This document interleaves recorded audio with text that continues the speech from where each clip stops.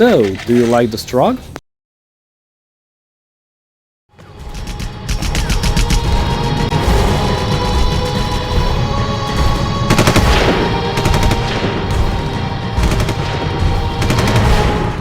If you haven't already figured out from the thumbnail, we're going to talk about Enemy Territory Quake Wars. You see the title of this video and think, what is even this game? Why do you think not many people know about this specific Quake game? There are two reasons why.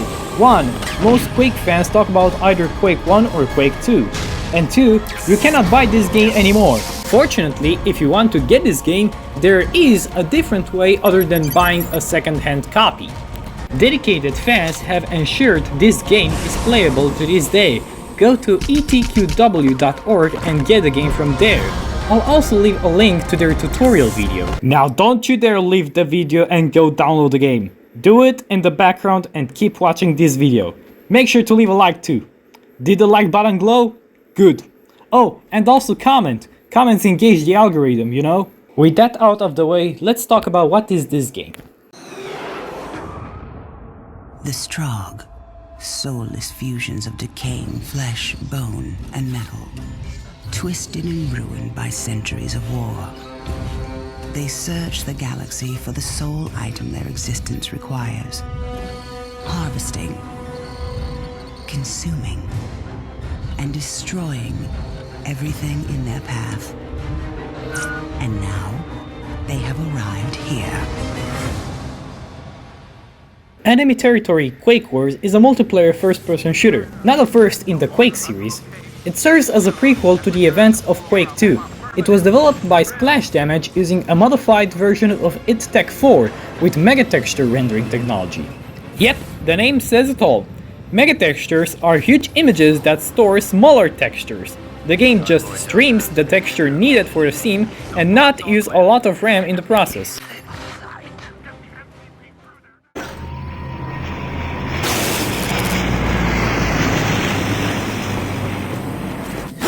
A lot of people draw parallels between this game and Battlefield. You'll see why. This game is a class-based teamwork shooter with objectives that you have to complete.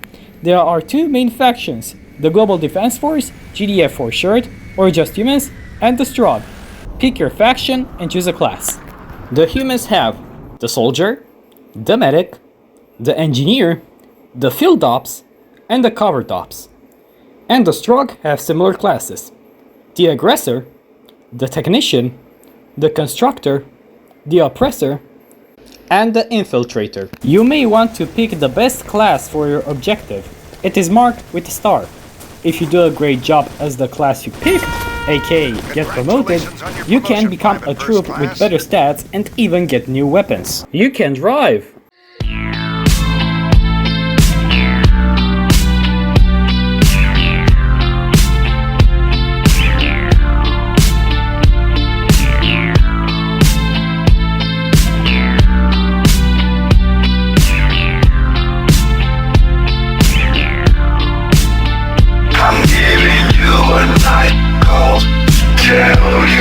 The game is called Enemy Territory for a reason.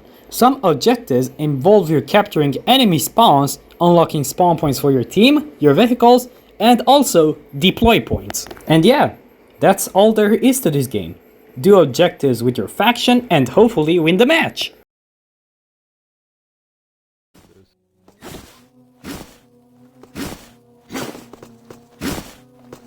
He created it 1-to-1 ratios, pretty much identical to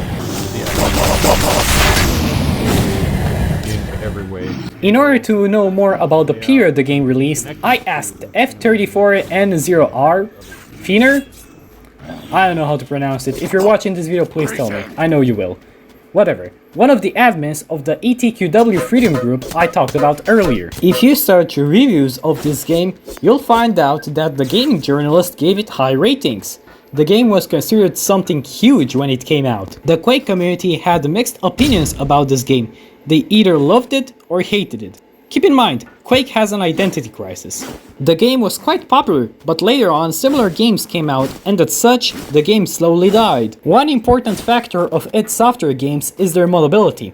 Enemy Territory Quake Wars was quite hard to mod back then, mainly because of the technology. However, one particular community really liked the game, that being the Wolfenstein community. Before Enemy Territory Quake Wars, there was Wolfenstein Enemy Territory, which is almost the same thing, but with Wolfenstein. The only thing they did not like is that Quake Wars was paid, while Wolfenstein Enemy Territory was not. And to top things off, we're going to check out the Collector's Edition bonus disc. I love the 4:3 aspect ratio and flash jank.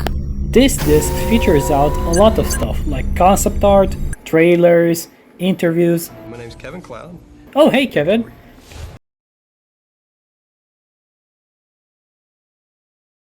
Icons, ringtones, website kits. The mid-2000s were something else. I do like the box art history page. A lot of the concept art here is cool.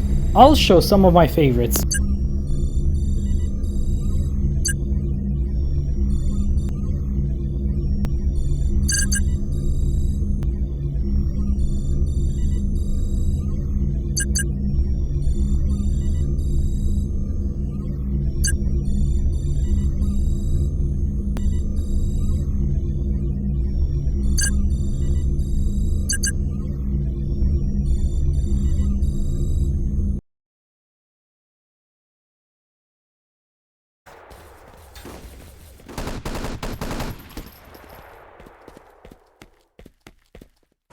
I hope you liked this video and became interested in the game.